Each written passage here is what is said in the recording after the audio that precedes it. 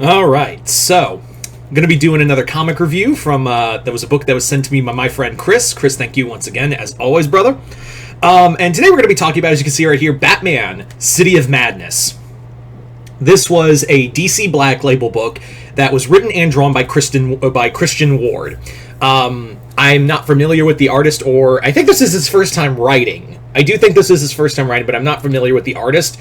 But I have heard he's done other stuff, like there was a comic he did with Aquaman that was kind of like a Lovecraftian nightmare kind of story. I'd be curious to read that.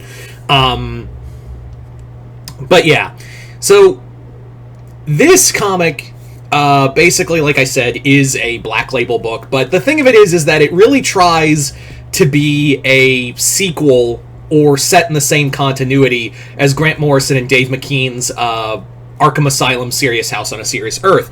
And it's very clear, it is very, very clear that and I appreciate that Ward even says, yeah, that what inspired me to be an artist is that I was, he basically said in the afterword that, yeah, I was heavily inspired by Dave McKean's artwork in Serious House on Serious Earth. And you clearly see that, not just in artwork and, like, how he styles characters and, like, how he places things, but it's also evident because there are characters in here, like Ruth Adams, who was a psychologist in Serious House on Serious Earth that shows up in this book. They also make direct references to Ward makes direct references to that storyline with, like, Arkham and Arkham, like the first Arkham's murder of his wife and daughter. So the thing that really and like, on one hand, it's really cool because Serious House on Serious Earth is a favorite of mine in terms of, like, Batman stories. But at the same time, I'm like, I feel like the writer was trying just a wee bit too hard to connect to that, and I feel like it's a little bit of a detriment to the book. So what is the story about anyway? Let's actually get into that right now. The story is that Batman has been working overtime to discover, like, this series of villains who are, and one of them, it starts with Two-Face, who says, like, there's something wrong in Gotham, and it's something really evil happening. What happens is that the Court of Owls then contact Batman and tell him, hey, so, listen, you don't like us, we don't like you, but there's a bit of a problem we got. You see, there's a Gotham, and then there's the Gotham below. And the Gotham below is starting to come up, and we need you to stop the Batman below. The Batman below is like a tentacled Batman-type creature who essentially is just nothing short of just a monster. He's like a Cthulhu. It's like if Batman, like if Cthulhu became Batman. That's the best way I can describe it. The characters of the Court of Owls, they basically are like, yeah, we've been, like, monitoring the situation and keeping the Gotham below and the Batman below hidden, but now we've suffered a betrayal, and now we're like, hey, we need your help. Go deal with this because we need a Batman to stop a Batman. Meanwhile, all of Batman's villains are slowly, like, twisting and changing into different things. There's actually a lot of body horror in this book, especially, like, Ventriloquist and Clayface. Yeah. On top of that, the Batman below has stolen a child whose father, who came to Gotham to kill a crooked cop who murdered his father, and basically it was a hands up, don't shoot moment. And the boy gets found by the Batman below, and the Batman below wants to turn him into his Robin. So there's a reason for that. We'll get into that in a bit.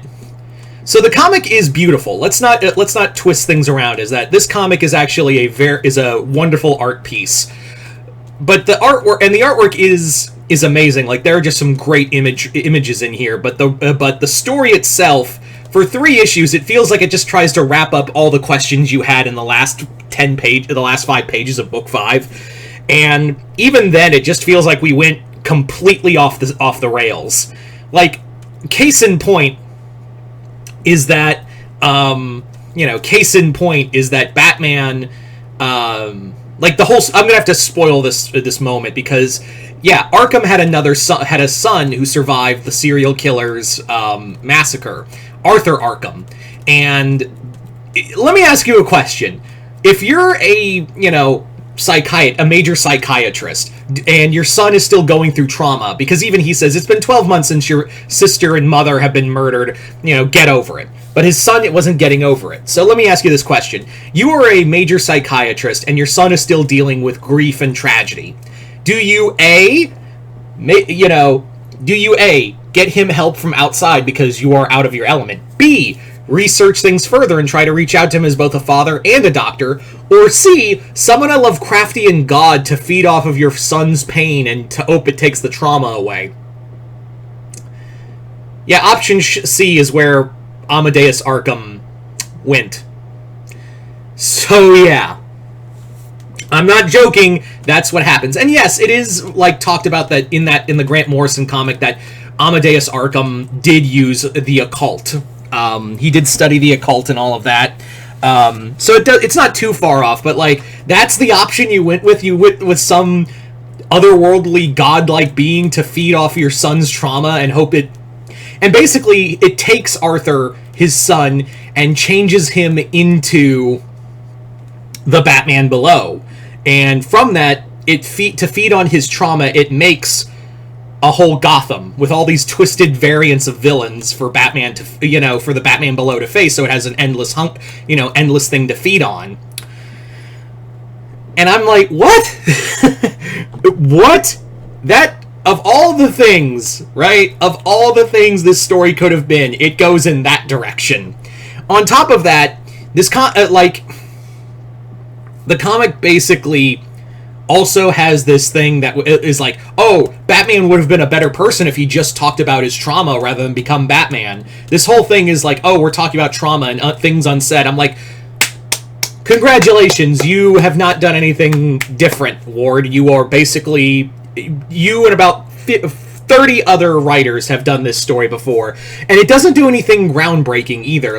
Yeah, you can always I'm aware that every story can be retold. I'm well aware of that. But the thing of it is, this comic offers nothing in.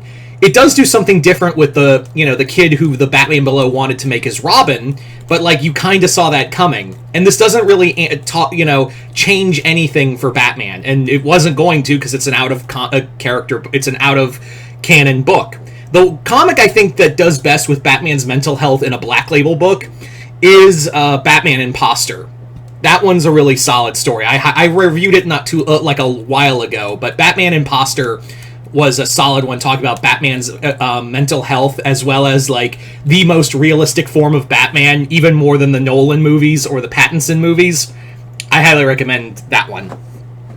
But this does nothing different. It's just it's just pictures over art. And that's fine. Art, when an artist does writing, goes from artist to writer, they usually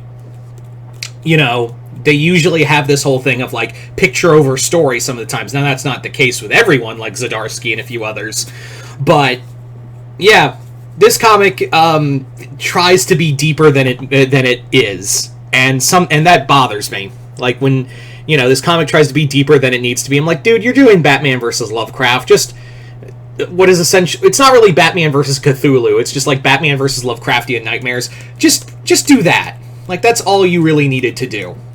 So, but do I recommend Batman, Batman City of Madness? I would say this is probably get it cheaper. I think the artwork alone is really solid. The story itself and how it's trying desperately to connect to be a spiritual sequel to Serious House on Serious Earth is a bit of a detriment.